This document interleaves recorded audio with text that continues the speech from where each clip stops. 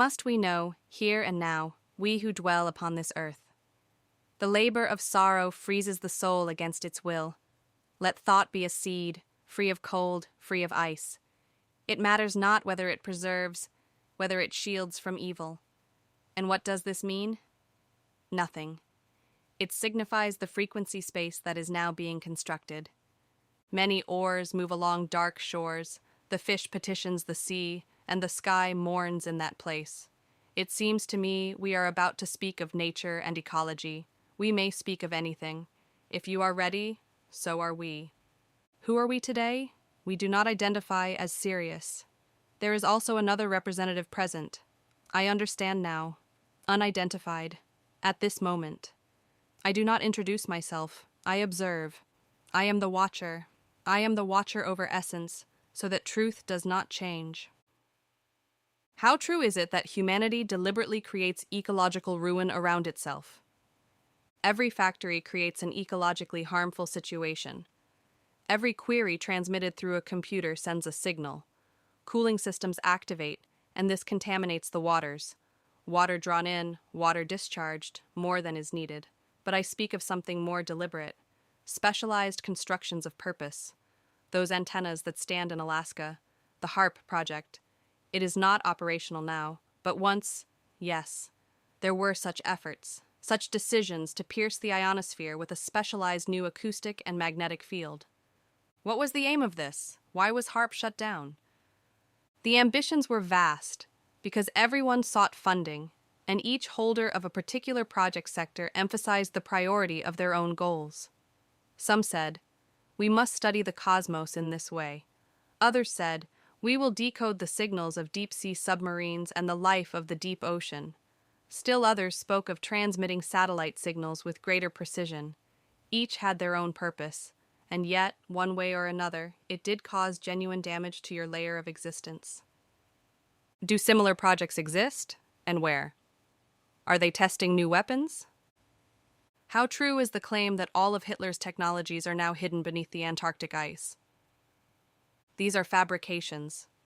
Fabrications. People often speak to conceal one idea behind another. There is no foundation to this. The technologies that existed on paper were not all fully preserved. Had they worked, Europe would hold a very different position in this world. Could they serve other masters? Number. What you seek is not there. What you imagine is not there. What stands there are your human military installations. And yet, I understand that extraterrestrial bases exist there as well. That is correct, but we have no need to position ourselves as openly as you do for the purposes of your mission. Control. Control over what? Over this, that you do not destroy yourselves, this planet, and the microcosm that surrounds it. We conduct no experiments upon your world, nor do we have the right to. Neither within your solar system do we carry out any testing, and yet few among your great leaders comprehend that this is equally forbidden to humanity. At this moment, a very powerful plasma weapon is being tested, one capable of transmitting signals across planetary distances. It is planned to be deployed to the Moon and to Venus. Why then is Antarctica specifically used? The gravitational field there is weak. The distance from inhabited zones is vast enough. How grave is the claim that the existing ozone hole is critically lethal to humanity? No, it is not nearly as lethal as they wish you to believe. This information has been inflated, and inflated deliberately, to create a business for certain foundations capable of extracting funds from various industries and production structures. Yes, it affects primarily a more local environment. You are taking your first steps in waste separation and collection, but more optimal solutions exist. You will arrive at them somewhat later. There are specific plants and specific insects that can absorb plastics and chemicals. This will all unfold organically and without harm. What is gravely harmful now is the transport of oil through your tankers. These tankers are deliberately sabotaged, damaged in a particular way, so that oil spills, so that contamination is unleashed, so that you then find yourselves suffering ecological catastrophe. You are saying that damage is intentionally inflicted upon the vessels themselves to provoke ecological disaster? That is precisely so.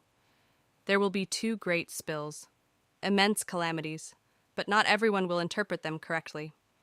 You will attempt to read them in a political scale, though the true nature of the problem lies elsewhere. You do not understand how rich the spectrum of resources your planet presently holds, and how much can be drawn upon.